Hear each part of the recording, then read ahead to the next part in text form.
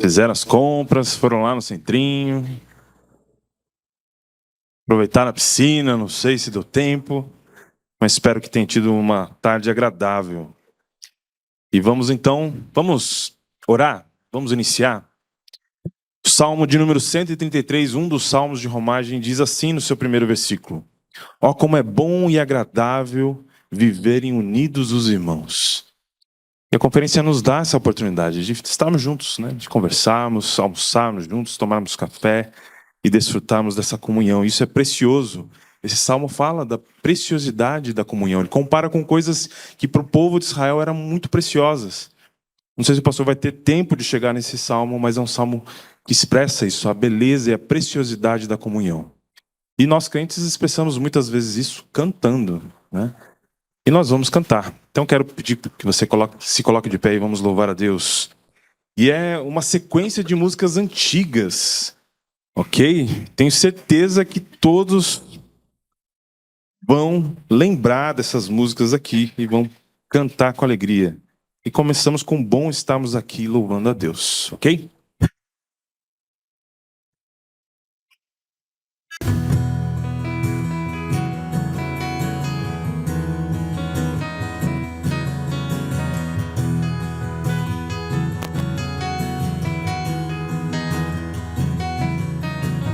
Bom estarmos aqui louvando a Deus, podendo exaltar seu santo nome. Bom estarmos aqui louvando a Deus, podendo exaltar seu santo nome. Tendo para isso tempo para louvarmos a Deus, num só amor, num só Espírito. Tendo para isso tempo para louvarmos a Deus, num só amor, num só Espírito. Deus, venha nos abençoar e que essa união nunca volte para nós. Ó Deus, venha nos abençoar e que essa união nunca volte para nós. Celebrai a Cristo, celebrai. Celebrai a Cristo, celebrai. Celebrai a Cristo, celebrai. Celebrai a Cristo, celebrai. Ressuscitou, ressuscitou, e hoje vive para sempre. Ressuscitou, ressuscitou, hoje vive para sempre. Vamos celebrar, vamos celebrar, vamos celebrar. Ressuscitou, meu Senhor. Vamos celebrar, vamos celebrar, vamos celebrar. Ressuscitou, meu Senhor.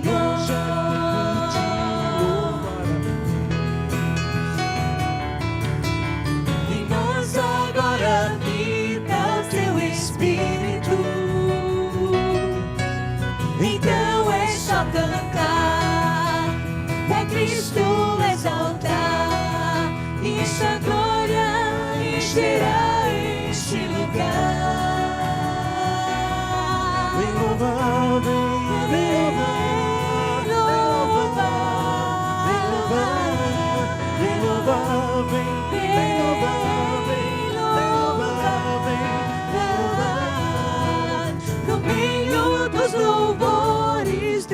habitar. É seu prazer cumprir o que nos diz. Então é só cantar, é Cristo exaltar, e sua glória encherá este lugar. Vem louvar, vem louvar, vem louvar, vem louvar, vem louvar, vem louvar, vem louvar, vem louvar. Celebrai com júbilo ao Senhor, todos os moradores da terra. Servi ao Senhor com alegria, apresentai-vos a Ele com cânticos. Sabem que o Senhor é bom, e eterna a sua bondade, e a sua fidelidade, de geração a geração.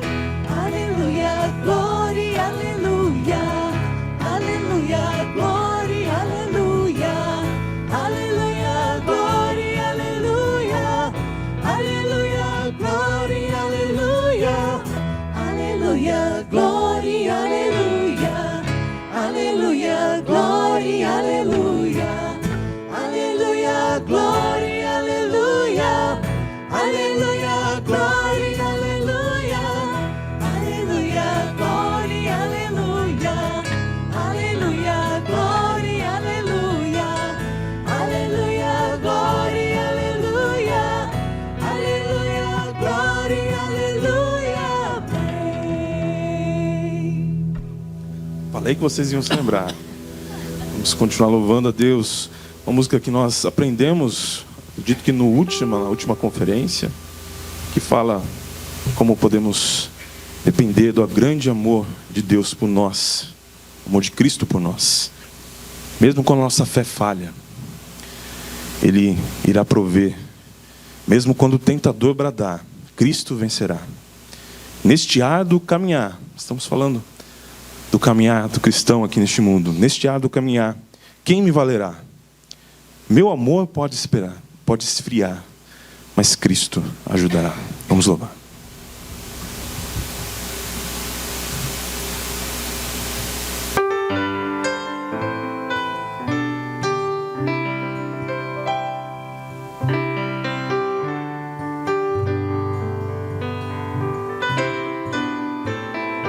Quando a minha fé faltar, Cristo proverá. Quando o tentador bradar, Cristo vencerá. Neste árduo caminhar, quem me guiará? Meu amor pode esfriar, Cristo ajudará. Cristo ajudará e sustentará por seu grande amor por mim. Não me deixará. Em seu povo tem prazer, Cristo cuidará. Preciosos ao seu bem, não os negará. A promessa irá manter, não os perderá. Alto preço para os ter, Cristo salvará.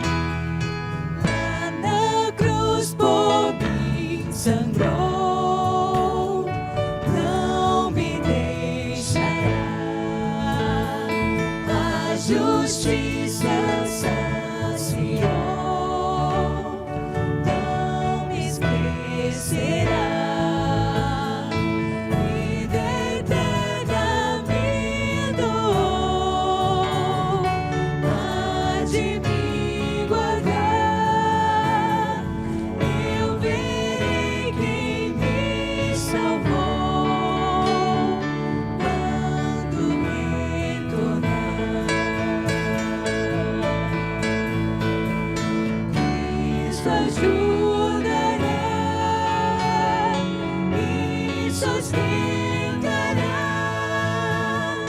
com seu grande amor por mim, não me deixará. Cristo ajudará e sustentará no seu grande amor por mim, não me deixará.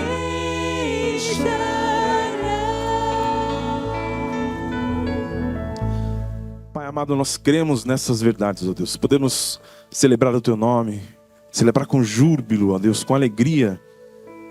Podemos, ó Deus, desfrutar da comunhão dos santos, ó Pai. Podemos, ó Deus, celebrar a Tua ressurreição, ó Deus, pois são verdades absolutas, ó Deus, que cremos. E é verdade também, ó Deus, que o Senhor estará conosco todos os dias, ó Pai, nesta caminhada.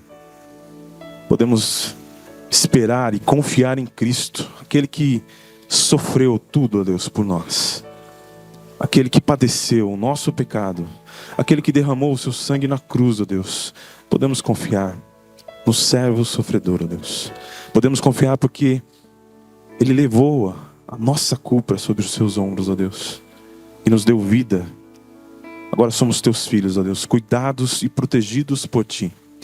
Ó Deus, se com cada irmão e irmã esta noite, Deus, que isso possa ser uma certeza em seus corações, que o Senhor não nos abandona, mesmo quando a nossa fé vacila, ó Pai. Mesmo nos momentos mais difíceis, ó Deus, podemos contar com a Tua ajuda. Podemos contar com Cristo, aquele que sofreu no nosso lugar, aquele que sabe o que é sofrer, ó Deus, conhece a nossa constituição, ó Deus, sabe que somos fracos, somos pó, ó Deus. Ele se compadece de nós. Ele age em misericórdia, amor e graça. Por isso, ó Deus, podemos confiar nele. Abençoa cada vida aqui, ó Deus. E agora, mais uma vez, eu te peço, ó Deus, cuida de nós, ó Deus. Cuida do nosso coração, da nossa mente, da nossa atenção, para tudo o que será dito a partir de agora. Que o pastor Clodoaldo entregue a Tua mensagem, ó Deus, através do Teu Santo Espírito. Ó Deus, e possamos todos aqui, ó Deus, ser encorajados, ó Deus, exortados nesta caminhada. Mais uma vez, é no nome santo de Jesus que eu oro. Amém. Todos podem sentar. Pastor. Boa noite. Boa noite, irmãos. Que a graça e a paz do Senhor Jesus estejam presentes nas nossas vidas. Amém. Pediram para eu indicar esse livro aqui, Exercita-te na Piedade. A piedade para tudo é proveitosa, do Jerry Bridges. E é do Jerry Bridges. Porque eu conheço o autor e não li o livro ainda. Então, comprem, que é do Jerry Bridges. Okay. Mas o livro é muito bom. A Naná leu, falou que é muito bom. Tem uma série lá no Filipenses 4:8 sobre esse livro aqui. Então, compre porque a Naná falou. Mas porque eu falei também. Okay. Mas eu não li ainda, e li aqui a sinopse, né? O apóstolo Paulo diz que o exercício físico para nada é proveitoso, mas a piedade para tudo é proveitosa. É um livro que fala sobre o exercício na piedade, no aprofundamento no relacionamento com Deus, que impacta o nosso relacionamento com outras pessoas. Então, gostaria de indicar, está lá atrás, você pode procurar com a Priscila, tá bom? Exercita-te na piedade, Jerry Bridges. Eu falo assim, irmãos, mas porque quando eu leio o livro de um autor, depois para eu ler os outros é muito mais fácil para mim. Falar, esse autor aqui vale a pena. E aí eu sigo o autor. Né? Então eu li outros livros dele e realmente é um autor que vale a pena ler. Tá bom? Salmo 131. Vamos abrir a palavra do Senhor no Salmo 131.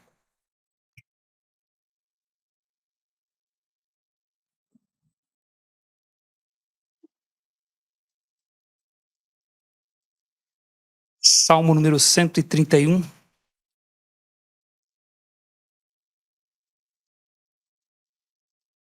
É o salmo que nós vamos meditar hoje à noite, o nosso terceiro salmo aqui dos salmos de romagem, o salmo da caminhada do povo de Israel a Jerusalém para as festas anuais. Salmo 131, ele diz assim, salmo curto, são 3 versículos, e está escrito assim, Salmo de Davi. Senhor, não é soberbo o meu coração, nem altivo o meu olhar. Não ando à procura de grandes coisas, nem de coisas maravilhosas demais para mim. Pelo contrário, fiz calar e sossegar a minha alma, como a criança desmamada se aquieta nos braços de sua mãe. Como essa criança é a minha alma para comigo. Espera, ó Israel, no Senhor, desde agora e para sempre. Este salmo, Deus quis que nós soubéssemos que é um salmo de Davi. E ele é um daqueles salmos que nós podemos então compreender, né, porque sabemos o autor, compreender o porquê ele escreveu e a sua disposição em escrever, porque nos fala qual é o autor. Foi composto por Davi. E nós conhecemos bastante a respeito de Davi, pelo que a palavra do Senhor nos fala dele. Davi, ele recebeu até uma espécie de sobrenome. Ele ficou conhecido como o homem segundo o coração de Deus. E este sobrenome surgiu para ele quando o apóstolo Paulo estava pregando na sinagoga, na cidade de Antioquia da Psídia. E naquela pregação ele fez um resumo da história do povo de Israel. E ele diz então que Deus havia levantado um rei para Israel e esse rei era Davi. E quando Deus levantou este rei, Deus disse a respeito dele, achei a Davi, filho de Jessé, homem segundo o meu coração, que fará toda a minha vontade. A partir dali nasceu, então, este sobrenome para Davi, o homem segundo o coração de Deus. Porque Deus disse, achei a Davi, homem segundo o meu coração, e que fará toda a minha vontade. Então ele ficou conhecido por essa expressão, o homem segundo o coração de Deus. Davi foi um dos mais conhecidos, obviamente, reis de Israel. Ele se tornou uma referência para os outros reis que viriam depois dele. Quando os outros reis vinham, então se eles andavam em fidelidade ao Senhor, era dito a respeito deles. Ele andou nos caminhos de Davi, seu pai. Se aquele rei era um rei infiel, se ele se desviava do Senhor, então era dito a respeito dele, ele não andou nos caminhos de Davi, seu pai. Então Davi virou uma referência de fidelidade, virou uma referência de um homem piedoso. O homem segundo o coração de Deus foi um homem que foi marcado também por sua fidelidade ao Senhor. Porém, nós sabemos que Davi não foi um homem perfeito. E essa é uma das razões, meus irmãos, pelas quais eu creio que a Bíblia é a palavra de Deus. Eu creio que a Bíblia é a palavra de Deus, que ela foi inspirada por Deus, que ela nos foi dada pelo nosso Senhor, porque ela não esconde os pecados dos homens. Ela mostra como de fato eles são. A Bíblia fala da humanidade, fala de nós, fala do homem de uma forma absolutamente exclusiva. Nenhuma outra literatura fala do ser humano como a Bíblia fala. Ninguém consegue falar da forma como a palavra do Senhor fala a nosso respeito. Ninguém consegue produzir algo parecido. Isso me convence de que quem está falando é Deus. Porque nenhum livro fala de mim sabendo mais de mim do que eu. Só a Bíblia fala de mim sabendo mais de mim do que eu mesmo. Por isso que ela diz em Hebreus capítulo 4, que a palavra do Senhor, ela é viva e eficaz, mais cortante do que qualquer espada de 2 gumes, penetra ao ponto de dividir alma e espírito, juntas e medulas, e é apta para discernir os pensamentos e propósitos do coração. A Bíblia me invade, me vira ao avesso, e revela coisas que eu tenho no meu coração que eu não sei, eu não sabia. Só ela faz isso. Então, quando ela fala dos seres humanos, ela não esconde o que os seres humanos são. E quando ela diz que Davi era o homem segundo o coração de Deus, e que Davi era um homem fiel a Deus, que se tornou uma referência de fidelidade a Deus, ela também diz que ele não era um homem perfeito. Davi, nós sabemos, ele foi um homem adúltero, ele foi um pai falho, Ele foi um rei imperfeito. O seu pecado mais conhecido é o adultério com Batseba. Mas a Bíblia diz também em 1 Reis, capítulo 1, versículo 6, que um dos filhos de Davi, chamado Adonias, ele se exaltou e disse: eu reinarei, eu vou ser rei de Israel. E Deus tinha dito que o filho de Davi que seria rei era Salomão e não ele. Mas ele se exaltou e disse: eu vou ser rei de Israel. E 1 Reis, capítulo 1, versículo 6, vai dizer que Davi, seu pai, nunca o repreendeu, dizendo: por que procedes assim? Seu pai nunca deu uma repreensão nele. E Adonias, depois, se você ler a história, ele morre por causa desse desejo dele de ser rei de Israel. E o seu pai não o repreendeu por causa disso. Então a Bíblia não esconde as falhas de Davi, os erros de Davi. Nós vimos ontem que Davi, ele quis fazer o censo de Israel. Hoje pela manhã, ele quis fazer o censo de Israel numa atitude de perda de confiança no Senhor. Ele quis confiar no número dos homens do seu exército. Falhou, pecou e depois sentiu bater-lhe o coração e disse: agi muito loucamente e pequei contra o Senhor. Então nós temos aqui que o homem segundo o coração de Deus não é um homem perfeito. Ele falhou. Agora, o que fez Davi então receber esta alcunha de homem segundo o coração de Deus? Se ele era esse homem falho. O que me convence que Davi era digno de receber este sobrenome, o homem segundo o coração de Deus, é que ele foi um homem humilde. E o que Deus deseja encontrar no coração dos homens, senão a humildade. Deus deseja que nós sejamos humildes. A diferença entre Davi e Saul era justamente essa. Os livros de 1 Samuel, eles foram escritos também para nos apresentar um contraste entre o rei que o homem escolheu e o rei que Deus escolheu. O rei que o homem escolheu, o rei que o povo de Israel escolheu foi Saul.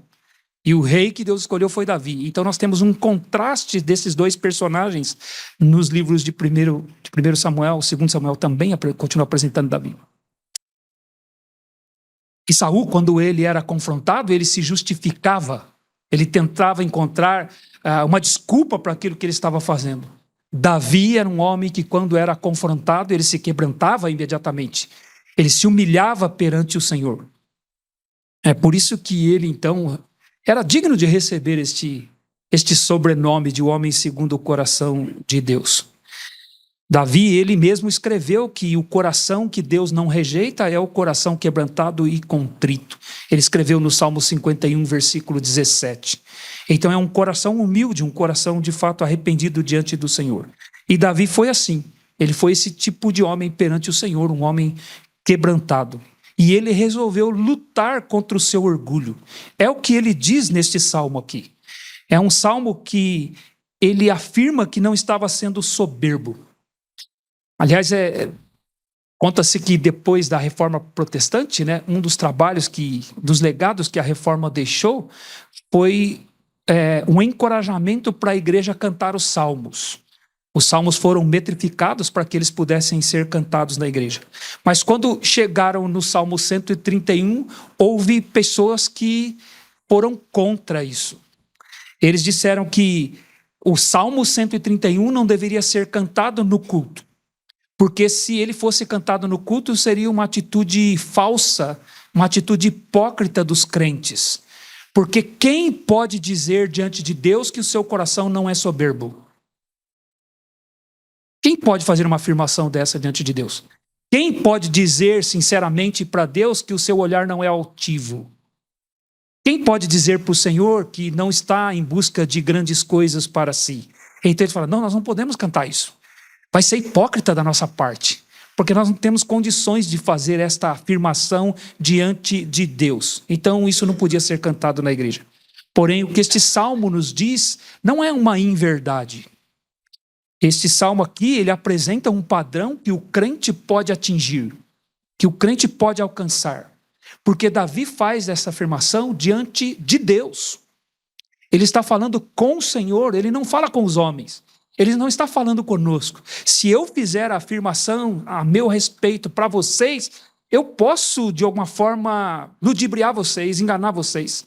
Mas nenhuma afirmação eu poderei fazer diante de Deus, se ela não for verdadeira, se ela não for atingível, se ela não for plausível para nós. E Davi estava fazendo essa afirmação diante do Senhor e não diante dos homens. Ele está falando com aquele que de fato conhece o coração dos homens.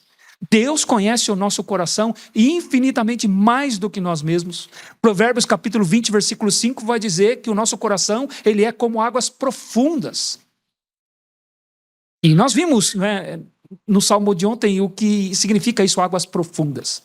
É o profundo dos mares. Nós não sabemos o que há no profundo dos mares. É curioso que nós conhecemos primeiro a lua do que o que está no fundo dos oceanos, que está aqui do nosso lado. Há pouco tempo nós temos conseguido desenvolver equipamentos que têm conseguido chegar ao fundo dos mares para ver o que tem lá. E a gente foi na lua primeiro. Aliás, voltamos agora, né? Os indianos enviaram lá uma sonda, uma coisa lá que está lá na lua, lá, e pesquisando o lado sul da lua. Não sei o que vão encontrar lá, mas estão tentando pesquisar alguma coisa lá. Veja, nós temos mais intimidade com a lua do que com o fundo dos oceanos. E a Bíblia diz que o meu coração é como o fundo dos oceanos. Então ela diz, como águas profundas, assim é um coração de um homem. Mas o homem de inteligência sabe discerni-los. Quem é o homem de inteligência? É o homem que pode receber de Deus a capacidade de discernir. Então vem do Senhor o conhecimento do coração. Então Davi estava falando para alguém que conhece o seu coração. Ele estava falando para o Senhor. Então a Bíblia nos fala do nosso coração e que só o Senhor pode conhecer o nosso coração. E ninguém é capaz de ter isso senão o próprio Senhor. Por isso que Deus disse, eu esquadrinho o coração e conheço os pensamentos para dar a cada um segundo o fruto das suas ações, segundo as suas obras, segundo o seu proceder. Então Davi estava fazendo esta afirmação diante dele, diante do Senhor. E por que é que ele tinha esta confiança? Por que ele teve essa confiança de chegar diante de Deus e dizer estas palavras aqui? Porque o que ele está falando aqui, meus irmãos, não é de perfeição. O que ele está falando aqui é de disposição. Ele está dizendo, Senhor, esta é a minha disposição. Ele não está falando aqui, Senhor, eu sou perfeito, meu coração não é soberbo. Eu sou um perfeito, o meu olhar não é altivo. Eu, Senhor, não procuro coisas grandes e nem coisas maravilhosas demais para mim. Não procuro, Senhor, porque eu sou perfeito diante do Senhor. Não é isso que ele está dizendo. O que ele está aqui apresentando a sua disposição diante do Senhor, o que ele quer ser e o que é possível ser diante do nosso Deus. Então ele está apresentando aqui algo que o próprio Deus poderia pensar a respeito dele mesmo. Ele estava apresentando a Deus o seu desejo de se conformar ao que Deus queria que ele fosse. Ele estava apresentando a sua disposição de ser assim, está apresentando a sua disposição de lidar consigo mesmo diante do Senhor. E Deus viu que ele estava sendo honesto. Deus viu que era verdade isso aqui na vida dele. Tanto é, irmãos, que Deus pegou essas palavras dele e colocou aqui na Bíblia para nós. Veja, você está lendo hoje o que Davi disse. E por que você está lendo hoje o que Davi disse? Porque Deus colocou aí. Porque Deus queria que você soubesse que Davi disse isso. Deus queria que nós soubéssemos, pensássemos, refletíssemos a respeito do que Davi escreveu aqui. Para que nós aprendamos, para que nós cresçamos, para que nós conheçamos a Deus e conheçamos também a disposição que Ele quer que nós tenhamos. Quando a gente lê em Romanos capítulo 15, versículo 4, o que está escrito, nós compreendemos por que esse salmo está aqui. Romanos capítulo 15, versículo 4 vai dizer, tudo que outrora foi escrito para o nosso ensino foi escrito, para que pela paciência e consolação das escrituras nós tenhamos esperança. Então este salmo está aqui para o nosso ensino, esse salmo está aqui para que nós aprendamos a ser pacientes, este salmo está aqui para que nós sejamos consolados, e este salmo está aqui para que nós tenhamos esperança, esperança no Senhor. E Davi faz um chamado à esperança neste salmo.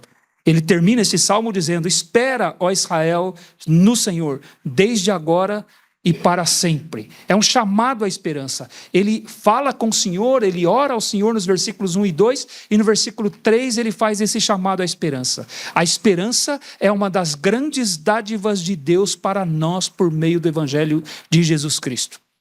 Quando o apóstolo Paulo escreveu a carta aos Romanos, que é uma carta em que ele apresenta o Evangelho, é o plano de salvação sendo apresentado de uma forma organizada pelo próprio Espírito Santo, que inspirou o apóstolo Paulo a escrever aquilo. No capítulo 5 daquela carta, o apóstolo Paulo então diz: justificados, pois, mediante a fé, temos paz com Deus por meio do nosso Senhor Jesus Cristo, por intermédio de quem obtivemos agora acesso a esta graça, na qual estamos firmados nesta graça. E ele diz assim: e também nos gloriamos na esperança da glória de Deus. Nós temos acesso a esta graça e nos gloriamos na esperança da glória de Deus. Não somente isso, mas também nos gloriamos nas próprias tribulações, sabendo que a tribulação produz perseverança, a perseverança a experiência, e a experiência mais esperança. O evangelho é o evangelho da esperança. E ele diz: e a esperança não confunde, porque o amor de Deus é derramado em nossos corações pelo Espírito Santo que nos foi outorgado. Por que ele disse: a esperança não confunde? Sabe o que significa isso, irmãos? A esperança não confunde? Ali poderia ser traduzido também: a esperança não envergonha. A esperança do evangelho não vai nos envergonhar. Uma das coisas, irmãos, que envergonha é alguém esperar uma coisa e aquilo não se cumprir. É passar vergonha por ter esperado algo que não se cumpriu. A esperança que nós temos no nosso Deus não nos envergonha, porque ela vai se cumprir. Então, quando chegar naquele dia que o Senhor Jesus vier nos buscar, nós teremos o resultado da nossa esperança. Então, nós estamos esperando algo verdadeiro, algo real. A esperança cristã não é uma possibilidade, é uma realidade.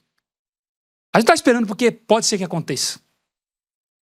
Nós usamos o verbo esperar muitas vezes assim, né? Quem que você está esperando aí? Estou esperando fulano. Mas ele vai vir? Eu acho que vai, ele falou que vinha. A nossa esperança não é assim. A nossa esperança, nós temos a certeza, a convicção, porque nós sabemos que quem fez a promessa é fiel e nós conhecemos ele. Então essa é a esperança do evangelho, e Paulo diz que a esperança é pela graça de Deus e nós não seremos envergonhados por ela. E Davi fala aqui então de esperança. A esperança para nós. A esperança é a base da nossa própria salvação. A Bíblia também vai dizer que na esperança nós fomos salvos, e a esperança que se vê não é esperança. E se nós esperamos o que não vemos, com paciência aguardamos, nos diz a Bíblia em Romanos capítulo 8, versículos 24 e 25. Por isso a Escritura então nos ensina que nós devemos ser pacientes, nós devemos ser consolados por ela e termos a esperança. Então a esperança é uma daquelas coisas que nós temos no nosso coração por meio do Evangelho que é preciosa para nós. A esperança é uma das marcas do servo do Senhor.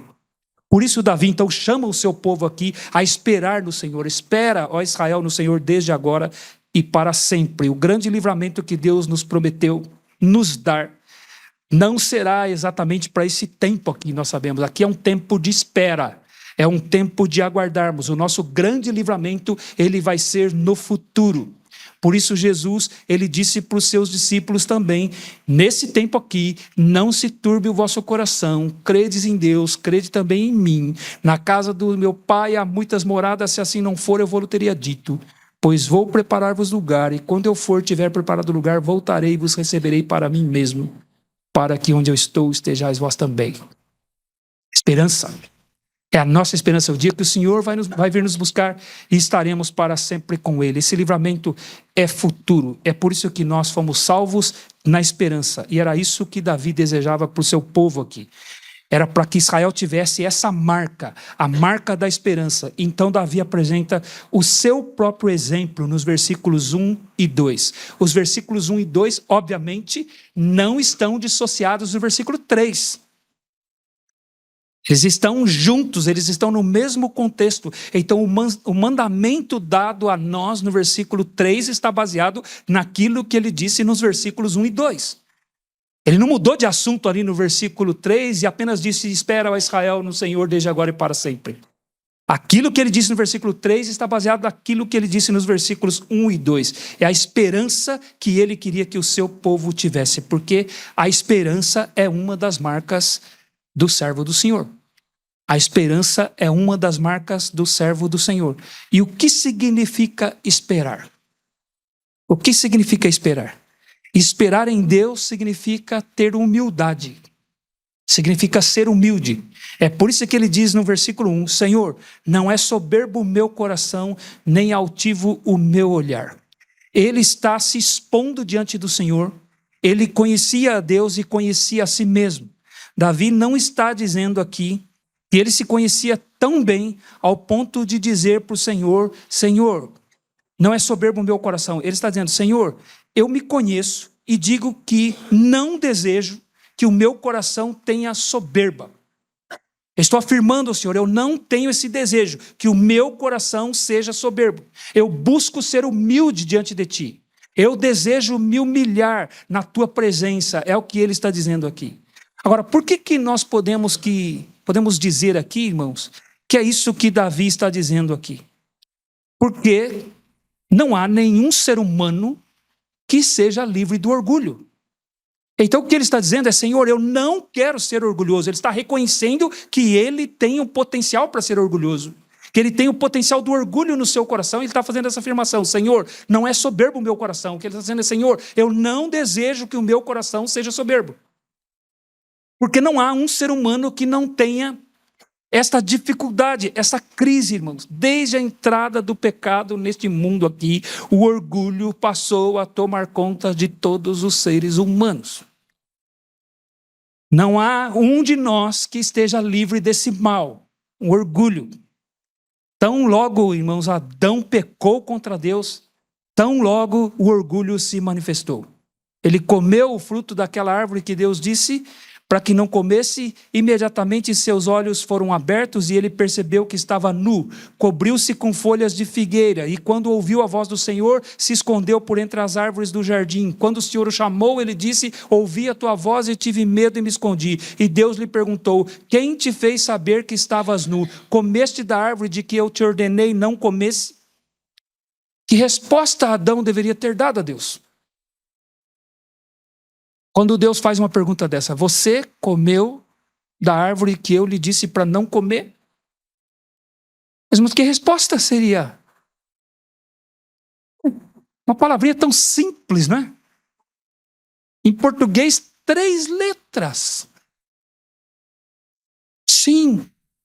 Ou se você quiser uma mais difícil um pouco, de 4 letras. Comi. Qual a dificuldade de dizer isso? Sabe qual é a dificuldade? Orgulho.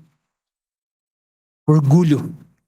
Orgulho não permitiu que saísse da boca dele uma palavra tão simples. Sim. Eu comi. Eu fiz isso. Agora era impossível dizer essa palavra por sua própria força, porque agora ele tinha caído em pecado. A humildade não fazia mais parte da sua natureza. Então, esta simples palavra se tornou impossível de sair da sua boca. E essa é a nossa dificuldade, irmãos. Tem palavra que é difícil sair da nossa boca. Às vezes a gente pega contra alguém e a gente chega lá e diz assim, olha, eu queria pedir perdão para você. O que você fez? Eu fiz aquilo lá. Mas você sabe, né? É que eu estava nervoso. Mas peraí. Foi você que pecou ou o nervosismo que pecou? O pecado é seu ou não é? Você percebe que a gente sempre põe uma coisa junto, assim, para amenizar o que a gente fez? Isso é uma manifestação do orgulho. Orgulho. Uma vez eu estava ouvindo uma palestra do Paul Tripp e ele disse assim que quando nós falamos coisas para alguém que acaba ofendendo essa pessoa, a gente não deveria dizer para essa pessoa, olha, você me perdoe porque eu disse aquilo, mas é que foi sem querer. Peraí, então se foi sem querer, você não precisa pedir perdão. Aí ele disse, nós deveríamos dizer para a pessoa, me perdoe por eu ter dito aquilo, porque foi o que eu quis dizer. É por isso que eu estou arrependido. Mas é difícil dizer isso, né? Nosso orgulho é muito grande para dizer isso, né? A nossa imagem é muito preciosa para nós nos rebaixarmos tanto assim. Para mostrar que é feio o nosso coração e desejou aquilo. Mas essa é uma realidade. O orgulho tinha tomado conta de Adão. Adão não foi capaz de dizer isso, né? Eu gosto sempre de observar as crianças. As crianças são ilustrações tão preciosas assim do pecado. Sabe? E você já viu criança assim? Às vezes ela está andando assim, ela cai, pessoal, ela se esparrama no chão. Como dizia minha mãe, ela se esborracha toda no chão. Aí ela levanta assim, dá uma batidinha e fala, quase caí. Ela não tem disposição de dizer que ela fracassou. Ela tropeçou. Ela caiu. Ela se esborrachou no chão. Mas eu quase caí. Elas ilustram essa dificuldade, não é? Eu estava numa festa de aniversário, compartilhei isso com a igreja outro dia. Ela estava na festa de aniversário, veio um pai, uma mãe trazendo um filho. Eu estava conversando com o pai, ela trouxe o filho para o pai e disse assim: olha, fulano lá mordeu o braço dele. E aí eu olhei no braço do menino, estava lá todos os dentes marcados no braço do menino. E aí continuei conversando com o pai ali, aí saí no meio da festa, daqui a pouco eu encontro o mordedor. E aí chamei o mordedor, o humilhante, e falei, vem aqui. Aí eu falei, você mordeu o braço do seu amigo? Ele falou, mas é que ele me empurrou. Eu falei, não é isso que eu estou perguntando. Eu não estou perguntando por que você fez. Eu estou perguntando o que você fez. Deus não perguntou para Adão por que ele fez. Deus perguntou o que ele fez. Mas você percebe que Adão respondeu por quê? Qual foi a resposta de Deus? A mulher que tu me deste me deu e eu comi. Orgulho. Ele estava tentando encontrar um porquê que justificasse o que ele havia feito, porque ele não tinha humildade suficiente para dizer, eu fiz. Eu te desobedeci. E eu perguntei para aquele menino, você mordeu seu amigo? Mas é que ele me empurrou. Eu falei, não estou perguntando por que você fez. Eu estou perguntando o que você fez. Você mordeu seu amigo? É que ele não saiu da minha frente. Meus irmãos, eu fiquei com ele. Não saiu uma palavrinha da boca dele, tão simples. Mordi. Não houve meio de sair da boca dele. Por causa do orgulho. A humanidade tem sido dominada pelo orgulho. Por isso Jesus disse no Sermão do Monte, bem-aventurados os humildes de espírito, porque deles é o reino dos céus. Mateus capítulo 5, Jesus começa a apresentar as características do cidadão do reino dos céus, e ele começa com esta afirmação, bem-aventurados os humildes de espírito, porque deles é o reino dos céus. A primeira característica do cidadão do reino dos céus é a humildade. E como é que alguém pode ser humilde? Como alguém pode ser um cidadão do reino dos céus? Como alguém pode ser assim, se isso não faz parte da natureza humana? Então é preciso que haja a transformação da graça, a transformação pela graça de Deus. A graça de Deus nos torna humildes. Ela que nos faz ver os nossos pecados para que nós possamos nos humilhar diante do Senhor. Davi precisava disso e ele conhecia a graça do Senhor. No Salmo 63, versículo 3, ele diz, a tua graça é melhor do que a vida. É melhor do que estar vivo, é a tua graça. No Salmo 6, versículo 4, ele vai dizer, volta-te, Senhor, salva minha alma, salva-me com a tua graça. Então ele sabia que ele precisava da graça do Senhor. O apóstolo Paulo escreveu sobre isso também. Ele disse que ele precisava da graça do Senhor para que ele se mantivesse humilde. Nós vimos isso hoje de manhã. Quando Jesus teve que dizer para ele, a minha graça te basta. Para que ele se mantivesse humilde, ele precisava da graça do Senhor para suportar aquelas esbofeteadas que ele estava recebendo, para que ele se mantivesse humilde. Então nós precisamos da graça do Senhor. Jesus, ele disse aos seus discípulos, no capítulo 11 de Mateus, a partir do versículo 28, ele diz, vinde a mim todos vós que estáis cansados e sobrecarregados, e eu vos aliviarei, tomai sobre vós o meu jugo e aprendei de mim, porque eu sou manso e humilde de coração, e achareis descanso para as vossas almas, porque o meu fardo é leve e meu jugo é suave. Como é que nós encontramos humildade no relacionamento com o Senhor Jesus? Se eu ando com Ele, eu vou aprender a ser manso e humilde. Porque se eu ando sozinho, eu vou ser orgulhoso e irado. É Ele que transforma o meu caráter, é Ele que me ensina o que é humildade. É Ele que me ensina o que é mansidão. Então, o convite que Ele fez, vinde a mim todos vós que estáis cansados e sobrecarregados, sabe o que nos cansa? Nosso orgulho. Nosso orgulho nos cansa. Nosso orgulho faz com que nós tenhamos que proteger a nossa imagem o tempo todo e cuidar disso aqui, irmãos. É muito cansativo. Cuidar da imagem, cuidar da reputação, cuidar do próprio nome é muito cansativo. Então o Senhor Jesus disse: você está cansado? Você está cansado disso? Venha para mim e você vai aprender a ser humilde. E você vai aprender a ser manso. E você vai ter descanso para sua alma. Então nós podemos ter a esperança através da humildade, né? A humildade faz com que nós então tenhamos esta verdadeira esperança. Em segundo lugar, para ter essa esperança é preciso ter contentamento. Ele diz na segunda parte do versículo 1, né? Senhor, não ando à procura de grandes coisas, nem de coisas que são maravilhosas demais para mim. Ele não andava à procura de coisas maravilhosas, de coisas grandes. Essa expressão aqui, coisas maravilhosas demais, refere-se a atingir uma posição que coloca a pessoa em destaque sobre outras pessoas, comparada com outras pessoas. Ter o que os outros não têm, essa é a ideia. É algo extraordinário que separa a pessoa das outras pessoas. Então o que ele está falando aqui é o desejo de estar numa posição em que eu seja admirado por outras pessoas. Coisas grandes demais para mim. É ser o destaque para outras pessoas. É, na verdade, ter muitos seguidores. É ter uma imagem apreciada pelas outras pessoas. É ter uma reputação adorada pelas outras pessoas. Davi diz aqui: eu não estou em busca dessas coisas. E nós não sabemos, irmãos, quando foi que Davi escreveu isso aqui. Sabemos que foi ele que escreveu, mas não sabemos quando foi que ele escreveu. Não sabemos se ele já havia se tornado rei de Israel, ou se ele ainda era apenas um pastor de ovelhas lá em Belém quando ele escreveu isso aqui. Nós não sabemos se ele já sabia que seria rei de Israel, que seria destacado para ser rei de Israel. Nós não temos o contexto no qual ele compôs isso aqui. Mas nós sabemos que ele tinha o coração disposto a ter contentamento. Ele está dizendo: Senhor, eu não vou procurar grandes coisas para mim. Eu não vou.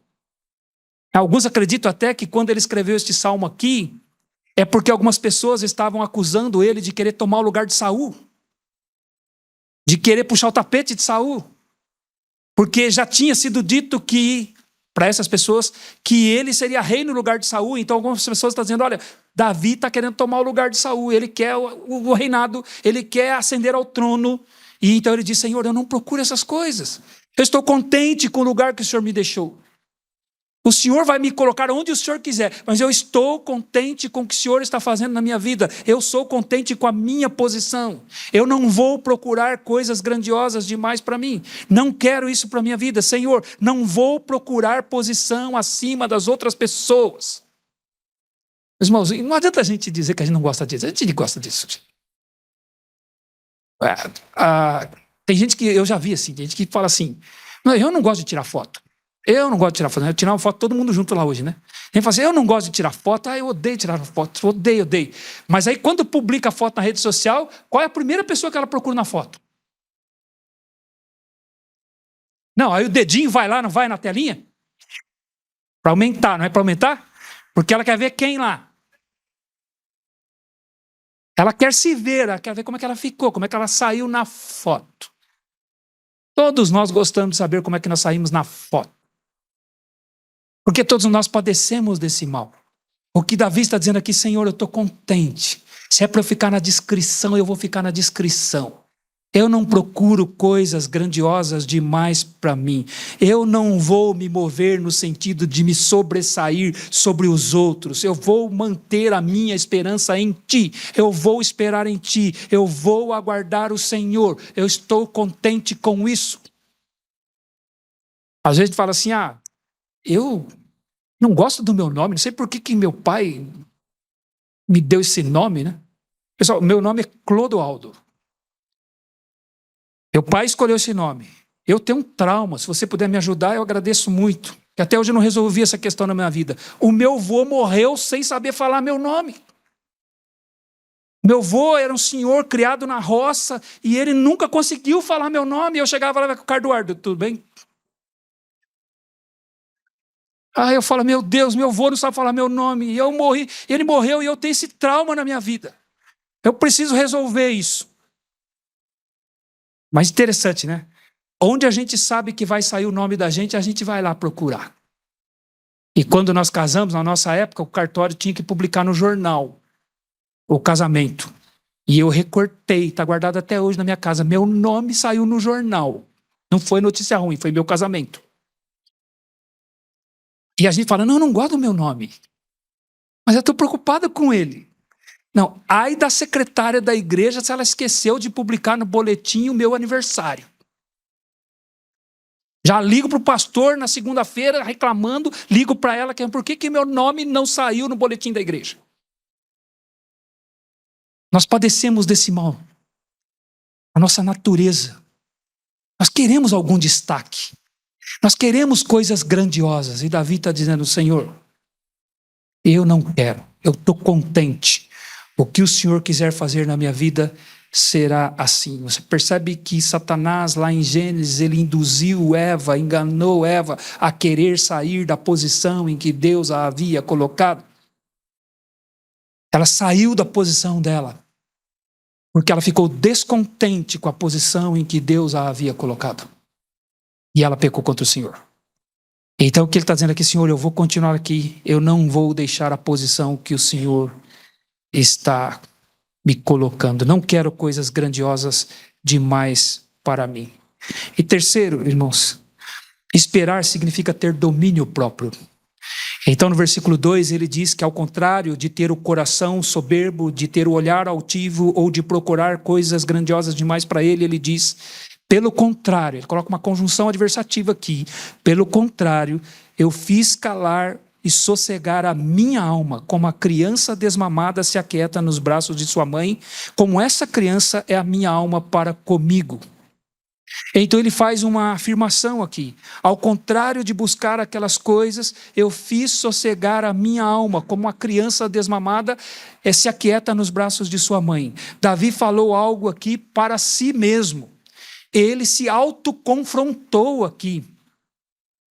Aqui, na verdade, ele lutou consigo mesmo, ele travou uma luta com o seu próprio ego. Então ele está dizendo, eu fiz calar a minha alma, eu disse para a minha alma, fique quieta, sossega. Então ele compara aqui a condição em que ele se colocou a uma criança desmamada nos braços de sua mãe. Por que uma criança desmamada, ele diz? Porque a criança que ainda está sendo amamentada, quando ela está nos braços de sua mãe, ela é inquieta, porque ela tem fome, ela pensa no seu estômago, então ela fica agitada, querendo ser alimentada, querendo satisfazer a si mesma, satisfazer a sua própria necessidade. E é por isso que ele usa a figura aqui, então, de uma criança que não está mais buscando o alimento quando ela está nos braços de sua mãe. Ela apenas está quieta, descansando e confiando, inclusive, na segurança que os braços da sua mãe oferece a ela. Ela está sossegada, quieta, porque ela sente-se segura. Então ele está dizendo, assim a minha alma para comigo, Senhor. Então ele está reconhecendo aqui que a sua alma se agita. Ele está reconhecendo aqui que por vezes ele tem desejos demais no seu coração, ele tem cobiças demais no seu coração, por vezes ele vê o seu coração agitado, querendo se satisfazer. E ele reconhece então que ele tem que travar essa luta contra o seu próprio coração. Ele teve que fazer a sua alma aquietar-se. Ele teve que fazê-la sossegar. Isso é uma luta pessoal, irmãos. Domínio próprio é uma luta pessoal. Hoje lá no nosso grupo de homens, lá nós falamos um pouco sobre isso, né? Sobre o domínio próprio. O domínio próprio do crente é potencializado pela presença do Espírito Santo na sua vida. Porque o fruto do Espírito é amor, alegria, paz, longanimidade, bondade, benignidade, fidelidade, mansidão e domínio próprio.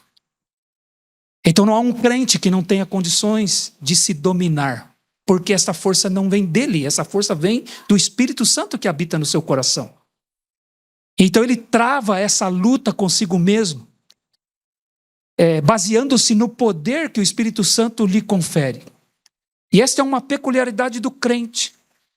É o domínio próprio como o desejo de agradar a Deus.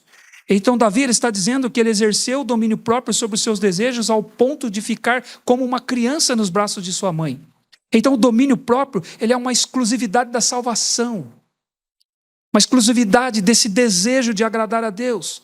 É este aspecto do fruto do Espírito. Então, sem o domínio próprio é impossível ter essa verdadeira esperança no Senhor. Então Davi ele estava aprendendo aqui que com o Senhor, ele está ensinando que com o Senhor ele aprendeu o domínio próprio. O apóstolo Paulo também falou sobre isso. Quando ele escreve a sua carta aos Coríntios, no capítulo 9 da sua primeira carta, ele compara a caminhada cristã, a vida cristã, a prática cristã como a vida de um atleta. E ele disse: todo atleta em tudo se domina. Aqueles para alcançar uma coroa corruptível, mas nós para alcançar a coroa incorruptível. Então ele diz: assim corro, não sem metas. Eu também sou como um lutador, luto, mas não desferindo golpes no ar. Já viu um lutador desferindo golpes no ar? Se ele desfere o golpe no ar, ele gasta energia e o seu oponente não sofre nada. Então, se ele está desferindo golpes no ar, ele está gastando a sua energia sem motivo, à toa. E o que o apóstolo Paulo diz, então, ele diz: mas eu luto, mas não como desferindo golpes no ar. Eu acerto o meu opositor. E quem era o opositor dele? Contra quem ele tinha que lutar? Aí então, lá no capítulo 9 de 1 Coríntios, no versículo 27, ele diz assim: esmurro o meu corpo e o reduzo à escravidão, para que, tendo pregado a outros, não venha eu mesmo ser desqualificado. Quem é o meu maior inimigo? Sou eu. O que é que me impede de ter a verdadeira esperança no Senhor? Eu. E não tem como eu fugir de mim. Onde eu vou, eu me levo comigo. Por isso que Jesus disse, em Lucas capítulo 9, versículo 23, se alguém quer vir após mim, negue-se a si mesmo. É uma outra forma de dizer, exerça domínio sobre si mesmo. Negue-se a si mesmo. Dia a dia tome a sua cruz e siga-me. Sabe o que ele estava dizendo? Esmurre seu corpo, lute contra si, negue-se a si mesmo. E às vezes a gente está num ambiente assim, né? Eu preciso sair desse ambiente aqui, porque esse ambiente aqui está me fazendo pecar demais. Aí a gente muda de ambiente e a gente percebe que a gente continua cometendo os mesmos pecados. Porque não adianta eu tentar fugir de mim. Onde eu vou, eu me levo comigo. Se eu for para a lua, o eu vai comigo. A lua seria boa até eu chegar lá. Acabei com a lua. Porque o problema sou eu, não é o ambiente. A minha luta é comigo mesmo. Eu tenho que fazer a minha alma sossegar. Como uma criança desmamada nos braços da sua mãe. Assim tem que ser a minha alma para comigo, como Davi estava dizendo aqui. É uma luta pessoal, é um domínio próprio. Então ele travou essa luta, ele diz: eu lutei com a minha alma, lutei comigo. E disse para ela: você vai se aquietar, você vai ficar quieta. Então é um exercício de fé cristã, é um exercício de caminhada cristã, nós lutarmos com os nossos desejos. Davi estava reconhecendo que a sua alma tinha muitos desejos, e diante de Deus ele havia afirmado que ele a fez calar. O nosso coração é assim, ele é uma fonte de desejos.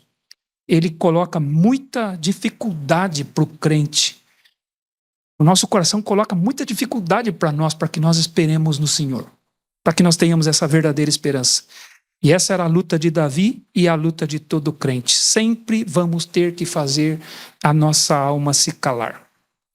Como Asaf diz no Salmo 42, por que te abates, ó minha alma? Por que te perturbas dentro em mim? Espere em Deus, pois ainda o louvarei. Ele é o meu auxílio e meu Deus. Veja ele falando consigo mesmo, ele travando essa luta consigo mesmo, ele exercendo domínio próprio. Ele diz para sua alma: por que te abates? Por que te perturbas dentro de mim? Por que você está agitada como a criança que não é desmamada? Ele diz: espere em Deus, tenha esperança em Deus. Contente-se e espere no Senhor. Porque Ele é o meu auxílio, e diz: eu ainda o louvarei, louvarei o meu Deus. Então Davi, ele diz para o seu povo aqui: ó Israel, espere no Senhor. Espere no Senhor. E como nós podemos nutrir essa esperança então? Sendo humildes. Não é soberbo o meu coração, nem altivo o meu olhar. Tendo contentamento. Não estou à procura de coisas grandes, nem de coisas maravilhosas demais para mim. Tendo contentamento. Fiz calar a minha alma, como a criança se aquieta Como a criança se assossega, a criança desmamada nos braços de sua mãe. Assim é a minha alma para comigo. E nisso está a base da esperança. Espere, ó Israel, no Senhor. Deus quer que nós tenhamos esperança nele. E essa esperança é baseada nesses aspectos aqui enumerados no Salmo 131. Amém? Você acredita nisso? Vamos orar? Vamos agradecer ao Senhor? Nosso Deus e Pai, nós queremos te agradecer, Senhor, mais uma vez pela tua palavra. Nós te louvamos, Senhor, porque é a tua palavra e porque ela fala de nós, Senhor, desta forma, como ninguém mais poderia dizer a nosso respeito. Tua palavra de fato é um espelho, Senhor, onde nós nos vemos e onde nós, Senhor, podemos ter o desejo de sermos conformados à tua imagem, à tua semelhança na pessoa do teu Filho Jesus Cristo. Porque quando nós nos contemplamos, Senhor, no espelho que é a tua palavra, nós vemos, Senhor, aquilo que o Senhor quer mudar na nossa vida, aquilo que o Senhor quer tocar na nossa vida. Então nós te agradecemos pela tua palavra, porque ninguém pode nos descrever como ela nos descreve. E isso, Senhor, nos dá tanta esperança, Senhor. Isso nos dá, Senhor, convicções, isso nos dá certezas, ó Pai, que só o Senhor poderia nos dar. Então nós queremos de fato, Senhor, nutrir a nossa esperança em Ti. E reconhecemos, ó Pai, que temos sido orgulhosos, Senhor, em tantas ocasiões. Isso tem se apresentado, tem sido manifesto, Senhor, na nossa vida. E nós queremos ser humildes, Senhor, diante de Ti. Ó Pai, nós queremos estar contentes com aquilo que o Senhor está fazendo nas nossas vidas, as posições que o Senhor tem nos colocado, Senhor. Nós queremos esperar no Senhor, esperar em Ti, Senhor. Nós não queremos coisas grandes demais para nós, Senhor.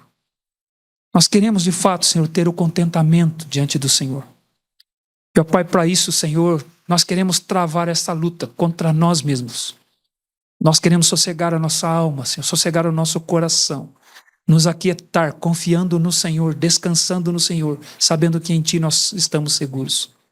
Então nós te agradecemos pelo Teu Santo Espírito, este poder na nossa vida, Senhor, que nos ajuda a obter vitória contra nós mesmos, Senhor. Para que não desfiremos, Pai, golpes no ar, mas que atinjamos em cheio, Senhor, aquilo que nos leva, Senhor, a tropeçar e a não nos conformarmos à Tua imagem, que é o nosso eu. Então nós queremos lutar contra ele e vencê-lo, e te agradecemos, ó Pai, pela Tua palavra que nos municia a isso, e Teu Santo Espírito, Senhor, que nos potencializa para isso. Nos ajuda, Senhor, porque nós queremos esperar no Senhor, para a Tua honra e a Tua glória. Cuida do coração dos Teus filhos que aqui estão hoje à noite, Senhor. Cada um de nós, Senhor, possamos ter isso nas nossas vidas, para a Tua honra e a Tua glória mesmo. Queremos ser assim, Senhor, consolados pelo Senhor. Nós oramos no nome santo de Jesus, o nosso Salvador. Amém, Senhor. Amém. Deus abençoe os irmãos.